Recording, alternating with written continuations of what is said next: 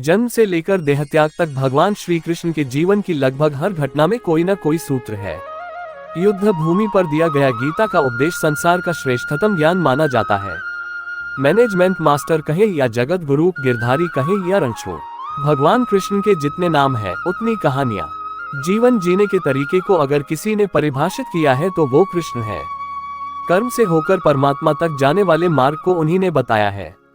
संसार से वैराग्य को सिरे से नकारा, कर्म का कोई विकल्प नहीं, ये सिद्ध किया। कृष्ण कहते हैं, मैं हर हाल में आता हूँ, जब पाप और अत्याचार का अंधकार होता है तब भी, जब प्रेम और भक्ति का उजाला होता है तब भी। दोनों ही परिस्थिति में मेरा आना निश्चित है। वैसे तो भगवान श्री कृष्ण का संपूर्ण जीवन ही एक प्रबंधन की किताब है, जिसे सैकड़ों हजारों बार कहा सुना जा चुका है। कुरुक्षेत्र में दो सेनाओं के बीच खड़े होकर भारी तनाव के समय श्री कृष्ण ने अर्जुन को जो ज्ञान दिया वो दुनिया का श्रेष्ठतम ज्ञान है। गीता का जन्म युद्ध के मैदान में दो सेनाओं के बीच हुआ। जीवन की श्रेष्ठतम बातें भारी तनाव और दबाव में ही होती हैं। अगर आप दिमाग को शांत और मन को स्थिर रखने की कोशिश करें तो सबसे बुरी परिस्थितियों में भी आप अपने लिए कुछ बहुत बेहतरीन निकाल पाएंगे। ये श्री कृष्ण सिखाते हैं। गीता पढ़ने से पहले अगर इसी बात को समझ लिया जाए तो गीता पढ़ना सफल हो जाएगा। श्री कृष्ण का जीवन ऐसी ही बातों से भरा पड़ा है, जरूरत है नजरिए की। उनका जीवन आपके लिए माइथोलॉजी अर्थात पौराणिक कथा का एक हिस्सा मात्र भी हो सकता है और आपका पूरा जीवन बदल कर रख देने वाला ज्ञान भी। आवश्यकता हमारी है, हम उनके जीवन से लेना क्या चाहते हैं। श्री कृष्ण मात्र कथाओं में पढ़ा या सुना जाने वाला पात्र नहीं है, वो चरित्र और व्यवहार में उतारे जाने वाले देवता हैं। श्री कृष्ण से सीखें कैसे जीवन को श्रेष्ठ बनाया जाए। 10 बातें हैं जो अगर व्यवहार में उतार लिया जाए तो सफलता निश्चित ही मिलेगी। शुरू से अंत तक जीवन संघर्ष ही है। कारागृह में जन्मे श्री कृष्ण, पैदा होते ही रात में यमुना पार कर गोकुल ले जाया गया। तीसरे दिन पुतना मारने आ गई। यहाँ से शुरू हुआ संघर्ष देह त्यागने से पहले द्वारिका डुबोने तक रहा। श्री कृष्ण का जीवन कहता है, आप कोई भी हो, संसार में आए हैं तो संघर्ष हमेशा रहेगा। मानव जीवन में आकर परमात्मा भी सांसारिक चुनौतियों से बच नहीं सकता। कृष्ण ने कभी किसी बात की शिकायत नहीं की, हर परिस्थिति को जिया और जीता। श्री कृष्ण कहते हैं, परिस्थितियों से भागो मत, उसके सामने डटकर खड़े हो जाओ, क्योंकि कर्म करना ही मानव जीवन का पहला कर्तव्य है। हम कर्मों से ही परेशानियों से जीत सकते हैं, स्वस्थ शरीर से ही विजय है। श्री कृष्ण का बचपन माखन मिश्री खाते हुए गुजरा। आज भी भोग लगाते हैं हम, लेकिन ये संकेत कुछ और है। आहार अच्छा हो, शुद्ध हो, बल देने वाला हो। बचपन में शरीर को अच्छा आहार मिलेगा तो ही इंसान युवा होकर वीर बनेगा। शरीर को स्वस्थ रखना है तो बचपन से ध्यान देने की जरूरत है।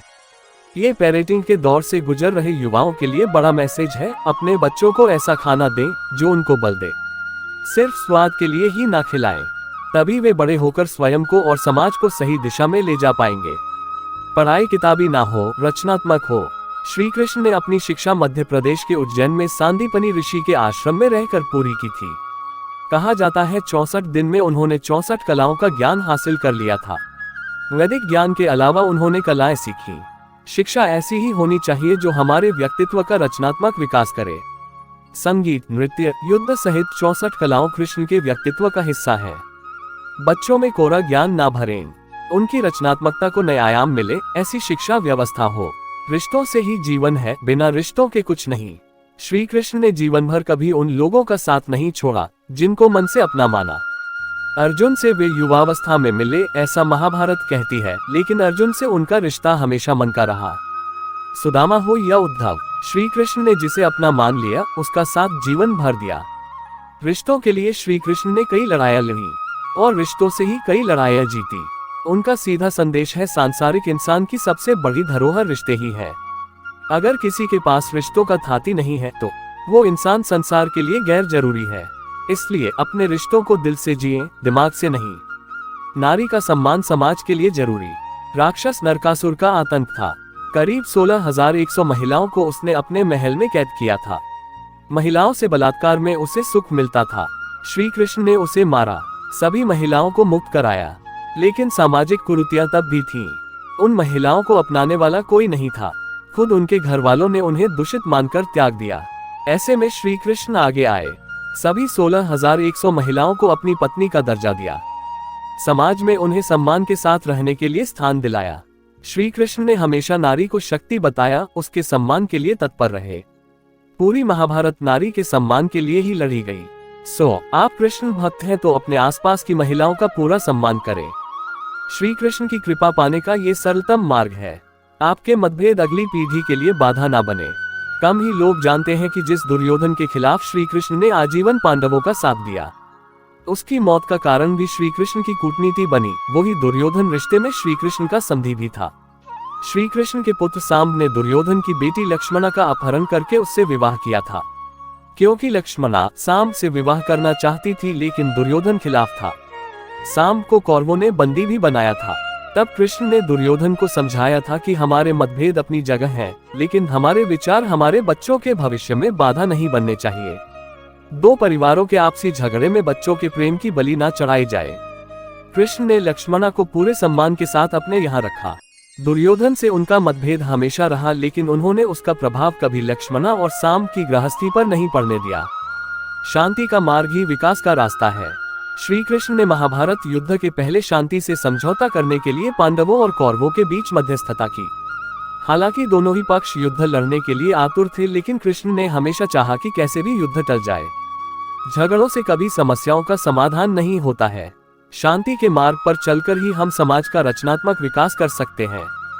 कृष्ण ने समाज की शांति से मन की शांति तक दुनिया को ये समझाया कि कोई भी परेशानी तब तक मिट नहीं सकती जब तक वहां शांति ना हो। फिर चाहे वो समाज हो या हमारा खुद का मन, शांति से ही सुख मिल सकता है, साधनों से नहीं। हमेशा दूरगामी परिणाम सोचें। महाभारत में जुए की घटना के बाद पांडवों को वनवास हो गया। श्री कृष्ण ने अर्जुन को समझाया कि ये समय भविष्य के लिए तैयारी करने का है। महादेव शिव, देवराज इंद्र और दुर्गा की तपस्या करने को कहा। श्री कृष्ण जानते थे कि दुर्योधन को कितना भी समझाया जाए, वो पांडवों को कभी उनका राज्य नहीं लौटाएगा। तब शक्ति और सामर्थ्य की जरूरत होगी। कर्ण के कुंडल कवच पांडवों की जीत में आड़े आएंगे, ये भी वे जानते थे। उन्होंने हर चीज पर बहुत दूरगामी सोच रखी। कोई भी फैसला तात्कालिक आवेश में नहीं लिया। हर चीज के लिए आने वाली पीढ़ियों तक का सोचा। यही सोच समाज का निर्माण करती है। हर परिस्थिति में मन शांत और दिमाग स्थिर रहे। पांडवों के राजसूय यज्ञ में शिशुपाल श्री कृष्ण को अपशब्द कहता रहा। छोटा भाई था, लेकिन मर्यादाएं तोड़ दी। पूरी सभा चकित थी, कुछ क्रोधित भी थे, लेकिन कृष्ण शांत थे, मुस्कुरा रहे थे। शांति दूत बनकर गए तो दुर्योधन ने अपमान किया। कृष्ण शांत रहे। अगर हमारा दिमाग स्थिर है, मन शांत है, तभी हम कोई सही निर्णय ले पाएंगे। आवेश में हमेशा हादसे होते हैं, ये श्री कृष्ण सिखाते हैं। विपरीत परिस्थितियों में भी कभी विचलित नहीं होने का गुण श्री कृष्ण से बेहतर कोई नहीं जानता। लीडर बने, श्रेय लेने की होड़ से बचे। श्री कृष्ण ने दुनिया भर के राजाओं को जीता था। जहां ऐसे राजाओं का राज था जो भ्रष्ट थे, जैसे जरासंध, लेकिन कभी किसी राजा का सिंहासन नहीं छीना। कृष्ण के पूरे जीवन में कभी ऐसा नहीं हुआ कि उन्होंने किसी राजा को मारकर उसका शासन खुद लिया हो। जरासंध को मारकर उसके बेटे को राजा बनाया, जो चरित्र का अच्छा था। सभी जगह ऐसे लोगों को बैठाया जो धर्म को जानते थे।